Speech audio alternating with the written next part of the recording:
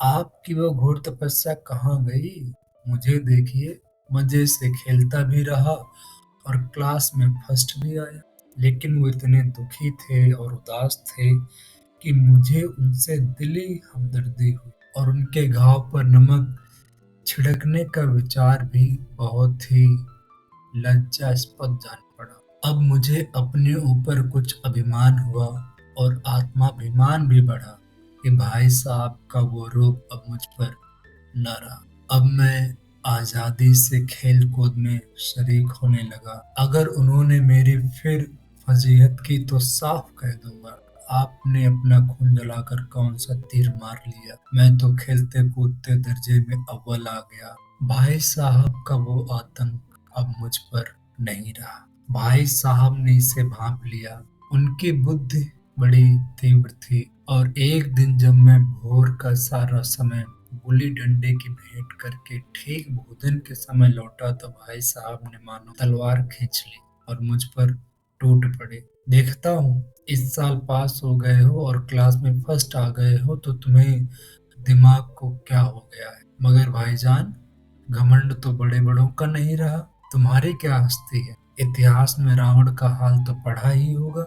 उसके चरित्र से तुमने कौन सा उपदेश लिया या यूं ही पढ़ गए। महज इम्तिहान एग्जाम पास कर लेना कोई चीज नहीं है। असल चीज है बुद्धि का विकास। जो कुछ पढ़ो उसका अभिप्राय, मीनिंग समझो। रावण भूमंडल का स्वामी था। ऐसे राजाओं को चक्रवर्ती कहते हैं। आजकल अंग्रेजों के राज्य का विस्तार बहुत बढ़ा हुआ है पर इन्हें चक्रवर्ती नहीं कह सकते। संसार में अनेकों राष्ट्र अंग्रेजों का आधिपत्य स्वीकार नहीं करते, बिल्कुल स्वाधीन है, मतलब स्वतंत्र है। रावण चक्रवर्ती राजा था।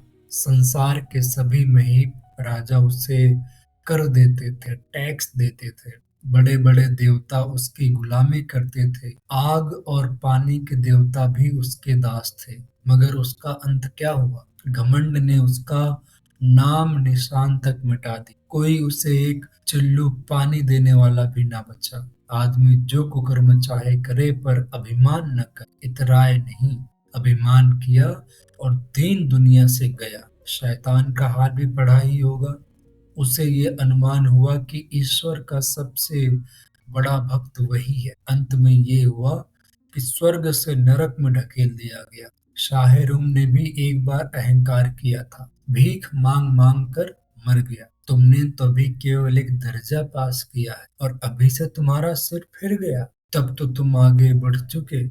ये समझ लो कि तुम अपनी मेहनत से नहीं पास हुए। अंधे के हाथ बटेर लग गई, मगर बटेर केवल एक बार हाथ लग सकती है, बार बार नहीं।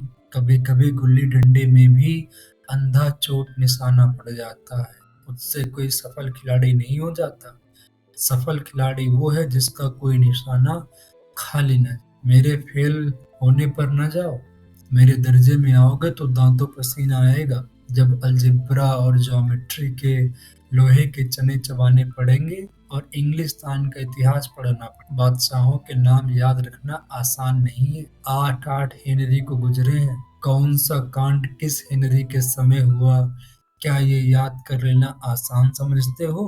हेनरी सातवें की जगह हेनरी आठवां लिखा और सब नंबर गायब, सफा चट। हो किस ख्याल में। दर्जनों तो जेम्स हुए हैं, दर्जनों विलियम। चार्ल्स दिमाग चक्कर खाने लगता है, आंधी रोग हो जाता है। इन अभागों को नाम भी न सूझते थे। एक ही नाम के पीछे दोयम तेयम चहारम पंचम लगाते चले गए। मुझसे पूछते तो 10 लाख नाम बता देता। और ज्योमेट्री तो बस खुदा की पनाह। आ बा जा की जगह आ जा बा लिख दिया और सारे नंबर कट गए। तो बेसिकली ट्रायंगल की जो 3 साइड्स होती हैं, इंग्लिश में जब पढ़ते हैं अपन तो उस पे अपन डालते हैं साइड्स के name A B C। But जब हिंदी में सेम चीज करते हैं तो ट्रायंगल बनाया और जो साइड्स के नेम होते हैं वो होते हैं आ बा जा।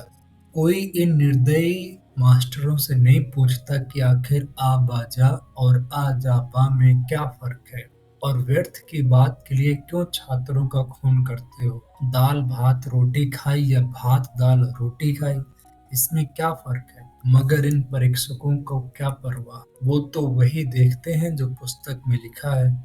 चाहते हैं कि लड़के अक्षर अक्षर रट डालें, और इसी रटंत का नाम शिक्षा कर छोड़ा है। और आखिर इन बेसिर पैर की बातों के पढ़ने से क्या फायदा? इस रेखा पर वो लम्ब गिरा दो तो आधार लम्ब से दोगुना होगा। पूछिए इससे क्या प्रयोजन? दोगुना नहीं चौगुना हो जाए या आधा ही रह जाए, मेरी भला से। लेकिन परीक्षा में पास होना है तो ये सब खुराफात याद करने पर। कह दिया, समय की पाबंदी पर एक निबंध लिखो जो 4 पन्नों से कम ना हो। अब आप कॉपी सामने खोलें, कलम हाथ में लिए उसके